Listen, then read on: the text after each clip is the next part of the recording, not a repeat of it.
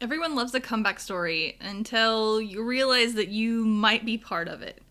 Welcome to the Sacred Narratives podcast. I'm Rachel. I'm a pastor who thinks that our real lives matter to our faith. We explore what this means each week at Sacred Narratives. During Lent, we are shaping our scripture exploration around the question, can we skip to the good part? We have been asking this question all of Lent. Can we skip to the good part? And each week, the answer has been taking different shapes. We've seen what happens when we rush past mystery, when we reach for outcomes that look good but warp who we are, when we settle for what we can see instead of letting something deeper take root. We've seen when a single conversation can shift a whole community, and when truth shows up, but not everybody knows what to do with it. If you want to go back and catch those earlier episodes, they are all available in our episode archives. Now we come to a story where the good part actually happens, but it does not start out so good. The one you love is sick. It's the kind of message that friends assume will be enough so that love will lead to presence without needing to say anything more. But Jesus doesn't come right away. He's across the Jordan in a place where people are gathering and listening and remembering what they've heard about him, and they're beginning to trust it. He stays there, continuing the work that he's been given to do by God. Jesus stays, but unfortunately, time does not stand still. It's been long enough for people to begin to arrive. One by one at first, and then in small groups until the house fills with voices. The type of voices that soften once they step inside. There's movement in the kitchen, there's quiet conversations in corners, and all of this slowly settles once we know why it is gathered. Somewhere in this time span of waiting, Lazarus dies. If you had been here, the words start kind of moving through the room. If you only had been here.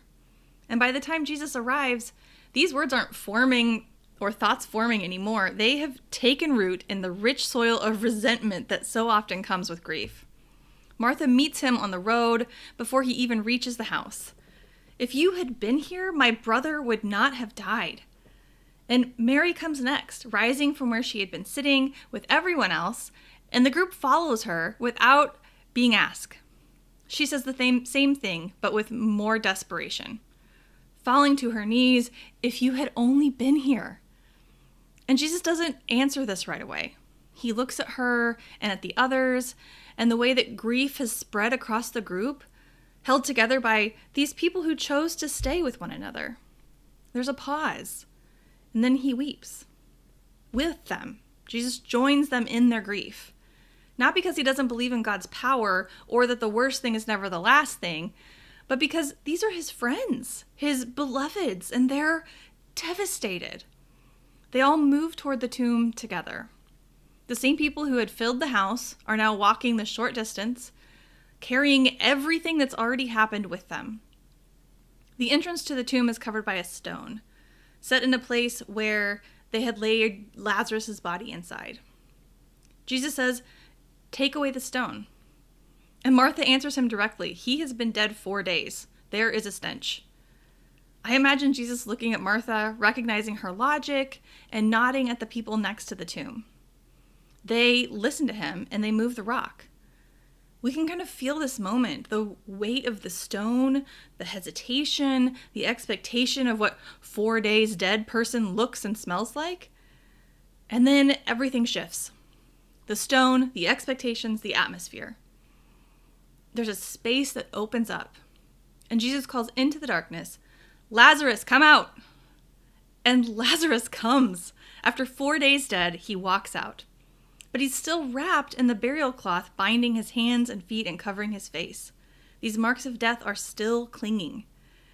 There's a stunned silence, and then Jesus speaks again.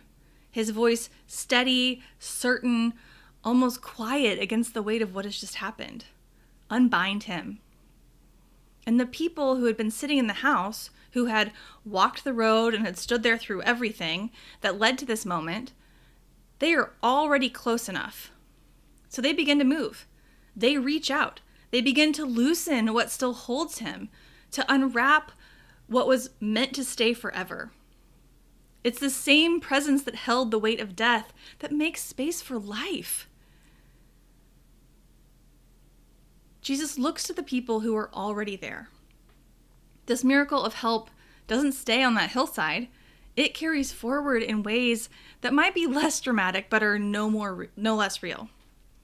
Someone begins to come back after months shaped by depression, stepping forward but still carrying what has not been yet set down. Someone returns home after an illness, alive, but they're unsure how to resume ordinary rhythms. Someone stands on the other side of loss, moving forward but still wrapped in what can't be removed all at once.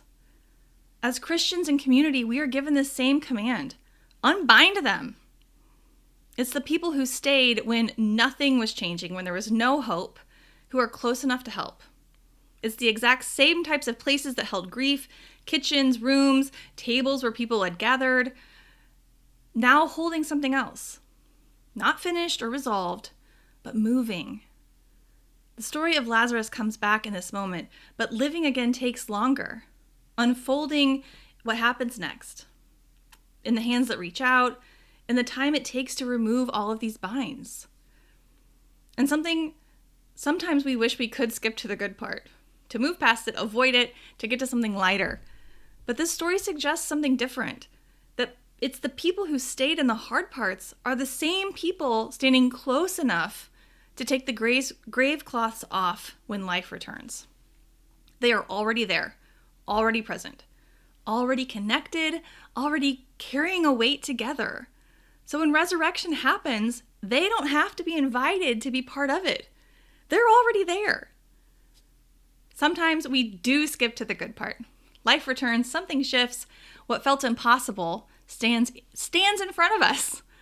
But revival does not end there. Sometimes we do skip to the good part, but revival sends ripples that we cannot control.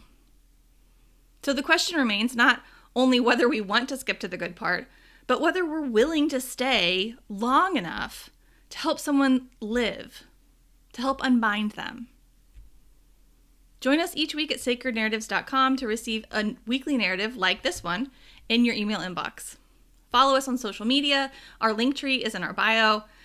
And join us each week in Lent as we ask together, can we skip to the good part?